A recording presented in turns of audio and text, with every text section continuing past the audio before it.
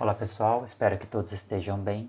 Meu nome é Gabriel Bassaga Nascimento, eu sou aluno do 5º ano da graduação em Direito da Unicesumar no campus de Maringá. Para o EPCC eu enviei um artigo, e o título deste artigo é o seguinte: Poder Familiar, uma análise dos seus aspectos histórico-evolutivos. Eu vou ler o breve resumo deste artigo para vocês e depois eu passo a expor os principais tópicos abordados. Resumo: o poder familiar é imprescindível para a manutenção da ordem social.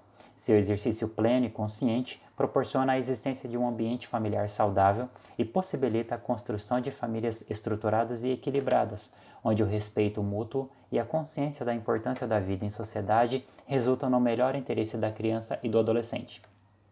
Com base nessa evidente importância, sua compreensão torna-se obrigatória não somente para os membros que integram a família, mas para todos aqueles que operam na esfera jurídica.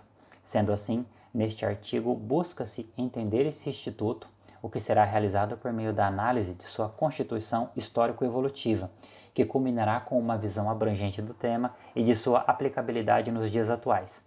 Por fim, far-se-á uma análise da Lei 13.715 de 2018, que dispõe sobre as hipóteses de perda do poder familiar pelo autor de determinados crimes contra outrem igualmente titular do mesmo poder familiar ou contra o filho, filha ou outro descendente.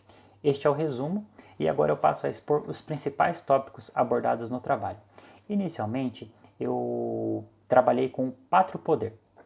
Por que o pátrio poder? Porque o pátrio poder foi um instituto que antecedeu o poder familiar.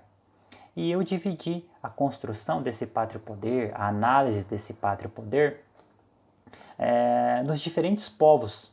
Então, eu avaliei o pátrio poder no povo romano, através do direito romano, no povo hebreu, através dos institutos hebraicos, no povo egípcio, no povo germânico. E o que é possível compreender dessa análise do pátrio poder nestes povos? Basicamente, o poder familiar, ou pátrio poder como era chamado na época, ele pertencia ao patriarca da família, ao chefe da família, ou ao chamado pater familias. Então, por exemplo, no direito romano, que possui uma estrutura bastante definida com relação à família, a autoridade máxima pertencia ao pater familias. Por exemplo, ele podia decidir sobre morte e vida dos filhos, ou sobre os membros da família. Ele era responsável, ou era ele quem definia sobre o casamento dos filhos. Então, no direito romano, como exemplo, o pater familias, ou aquele que detinha o pátrio poder, fica bastante evidente. Também trabalhei com os hebreus, com os egípcios e com os germânicos. Posteriormente, eu passei para a análise do Instituto do Pátrio Poder no direito brasileiro. Então, no direito brasileiro, inicialmente, o Instituto também era chamado de Pátrio Poder, e isso fica bem evidente no Código Civil de 1916.